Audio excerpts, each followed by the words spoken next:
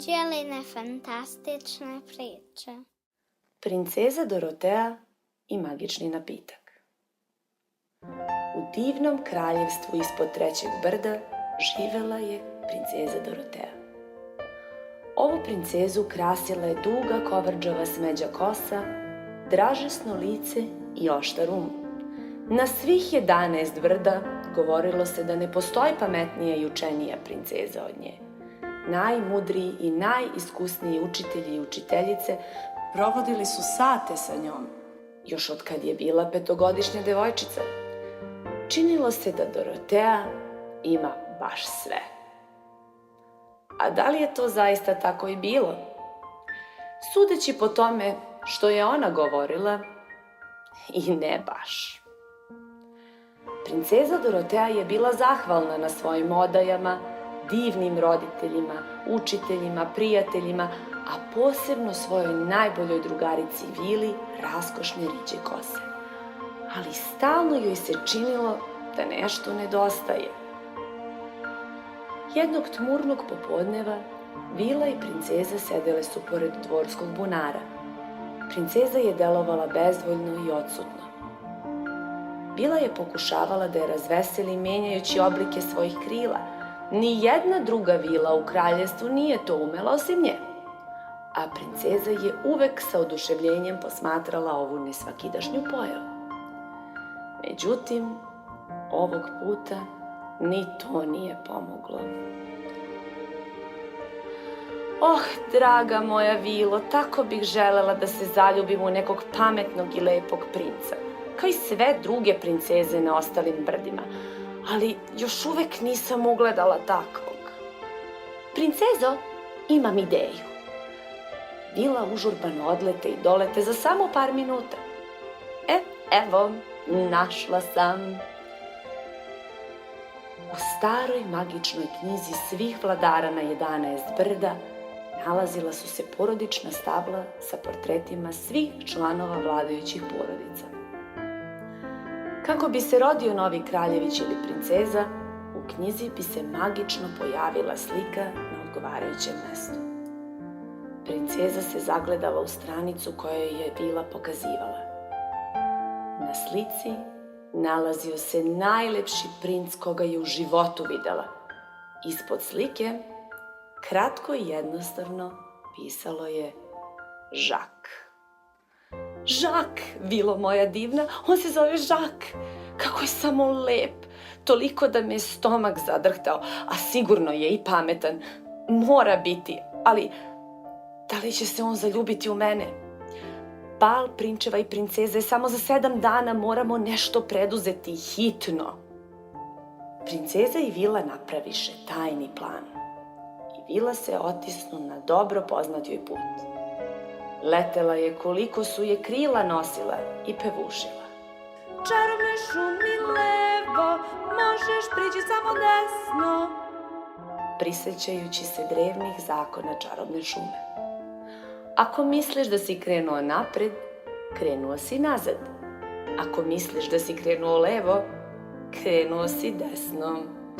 Ako misliš da je nešto gore, to je zapravo dole. Sada već znatno sporije Vila je tražila put do poznate kolibe. Ljubičasta svetlost je pritajeno dopirala sa prozora, kao i uvek.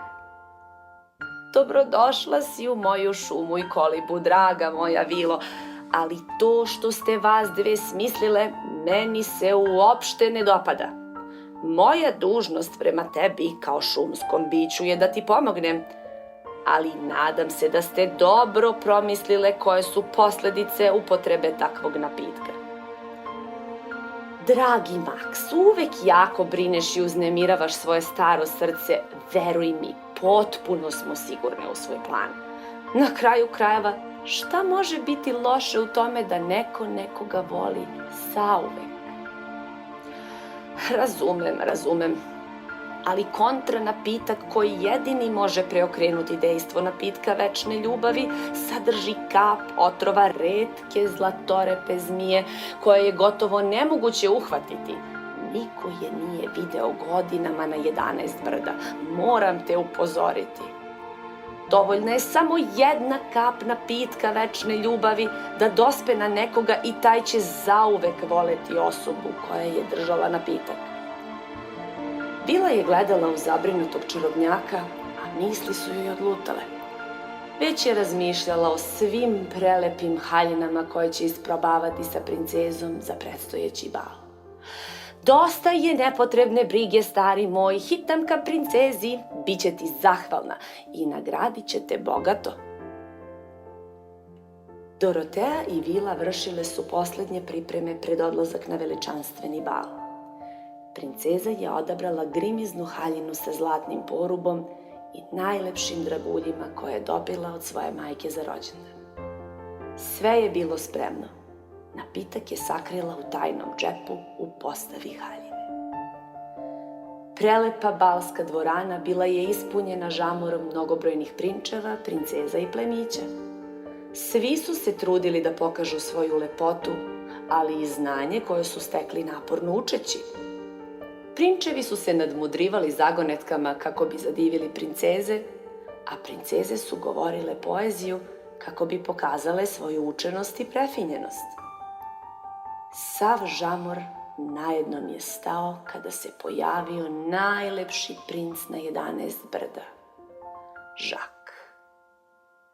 Molim, nemojte kriviti to ogledalo, ne mogu videti koliko sam prekrasan.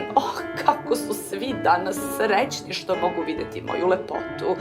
Sigurno sam svima već svojom pojavom popravio dan.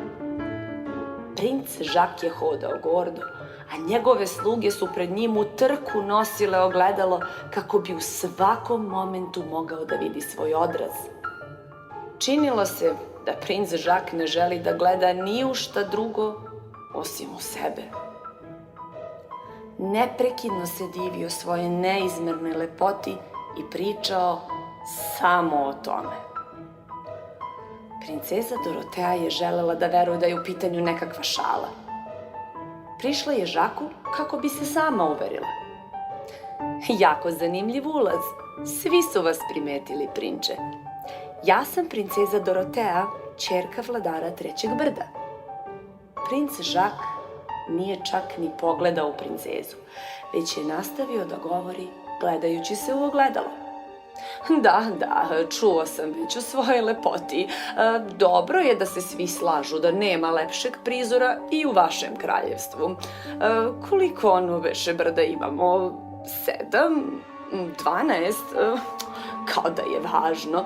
Najvažnije je da svi večeras mogu da objave celom svetu vest o meni. Gledajte, princezo, još kratko i molim vas, sklonite se. Ne želim da budem zaklonjen.